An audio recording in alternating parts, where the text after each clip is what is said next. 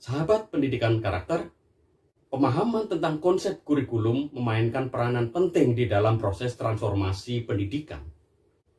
Apakah pemahaman dan pengertian tentang kurikulum ada sebuah kemajuan dibandingkan dengan Undang-Undang Sisdiknas nomor 20 tahun 2003? Tanya Pak Doni saja.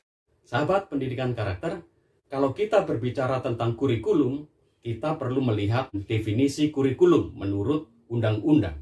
Karena dari definisi dan pemahaman inilah kita bisa menarik kesimpulan apakah sebuah kurikulum itu nanti bisa dibayangkan, digambarkan akan seperti apa kejadiannya di lapangan.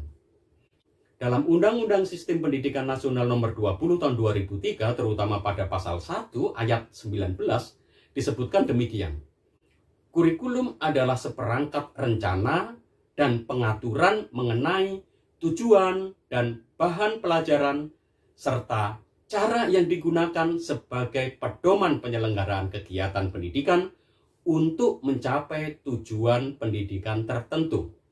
Kalau kita berbicara tentang seperangkat rencana dan pengaturan, maka kurikulum ini ditujukan untuk siapa?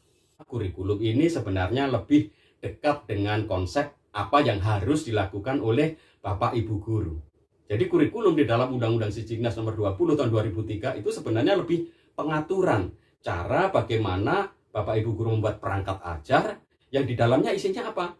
Isinya yaitu harus ada tujuan, isinya apa, bahan pelajaran apa, serta cara mengevaluasinya.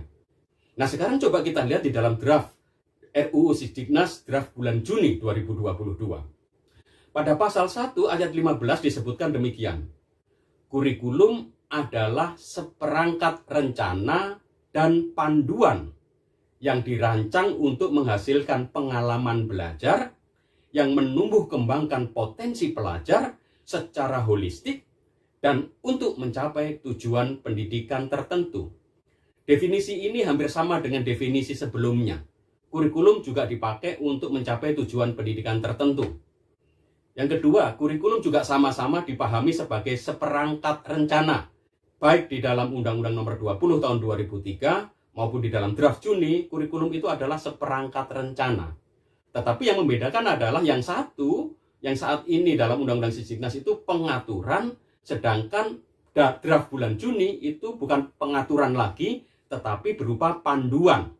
Panduan yang dirancang untuk menghasilkan pengalaman belajar. Nah ini agak berbeda karena kalau panduan dia hanya memberikan poin-poin tertentu tetapi untuk menghasilkan pengalaman belajar tertentu. Di dalam draft yang sekarang tujuan, isi, bahan pelajaran serta cara yang digunakan untuk pedoman evaluasi itu tidak ada. Jadi Bapak Ibu guru tampaknya akan dibebaskan untuk mendesain sendiri tujuan, isi, bahan pelajarannya. Yang penting anak-anak memperoleh pengalaman belajar, tetapi pengalaman belajar itu ada tujuannya, yaitu menumbuhkan potensi pelajar secara utuh, holistik, dan untuk mencapai tujuan pendidikan tertentu. Jadi kalau kita bandingkan tentang kurikulum yang ada di dalam Undang-Undang Sisdiknas dan di dalam draft, perbedaannya hanya ada di kata panduan dan pengaturan.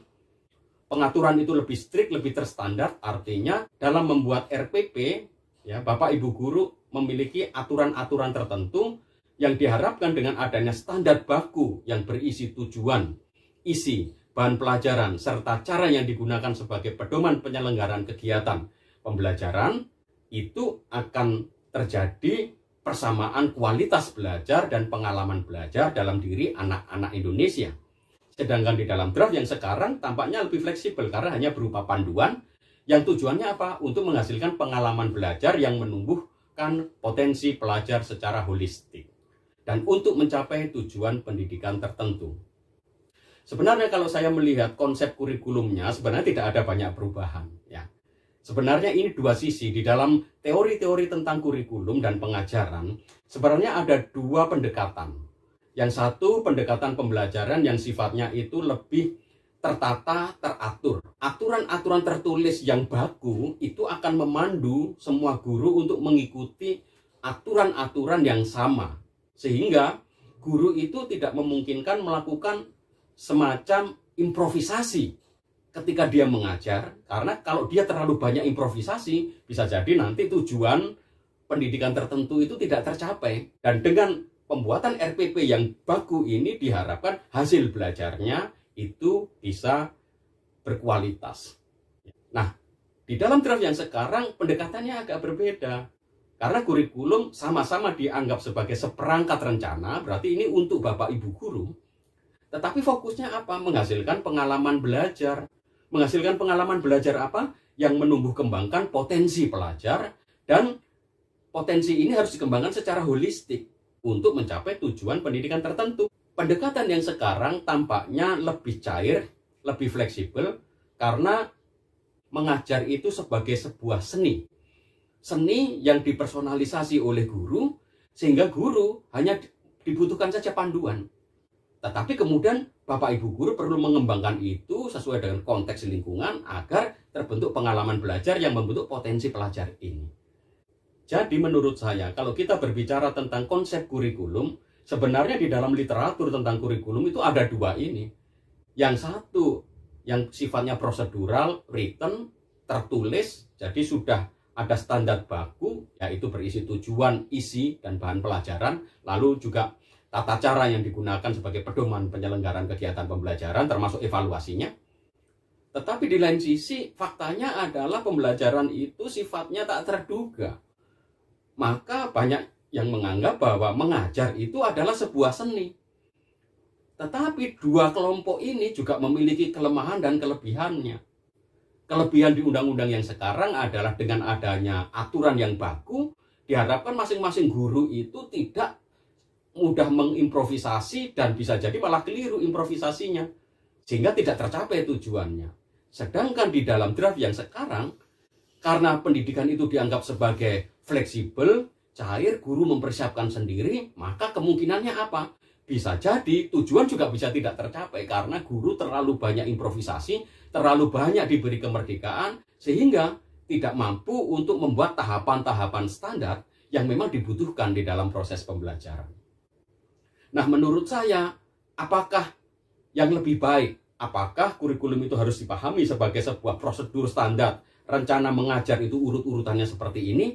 Atau bagaimana kita kemudian mempersiapkan guru untuk mendesain sendiri secara fleksibel, lalu kemudian lebih banyak memberi ruang pada improvisasi, sehingga di situ tidak ada tujuan, isi pelajarannya, asesmennya seperti apa, lalu kemudian dibiarkan saja guru untuk mendesain pengalaman belajar siswa itu.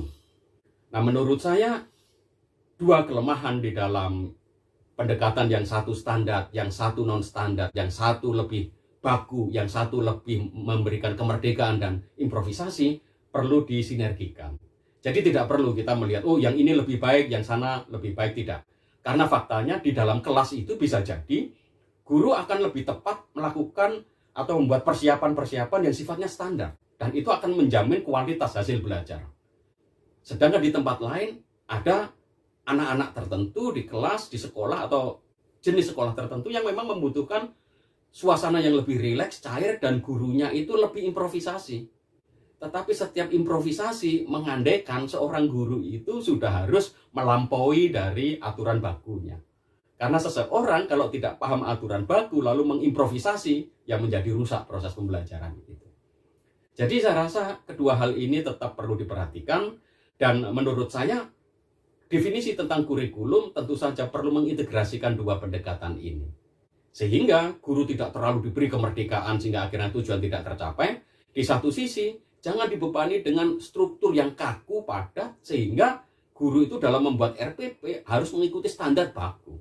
Namun demikian, pemerintah perlu tetap memberikan standar baku yang sangat umum dan generik, yang di dalam kebakuan inilah para guru diberi ruang untuk melakukan improvisasi dan pengembangan.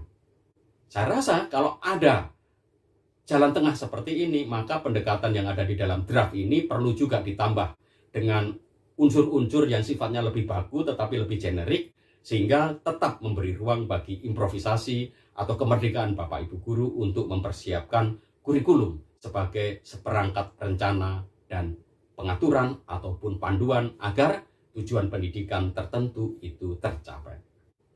Sahabat pendidikan karakter, Anda menyaksikan program Tanya Pak Doni saja. Tanya Pak Doni saja. Analisis kebijakan pendidikan terkini, kritis, objektif, dan transformatif.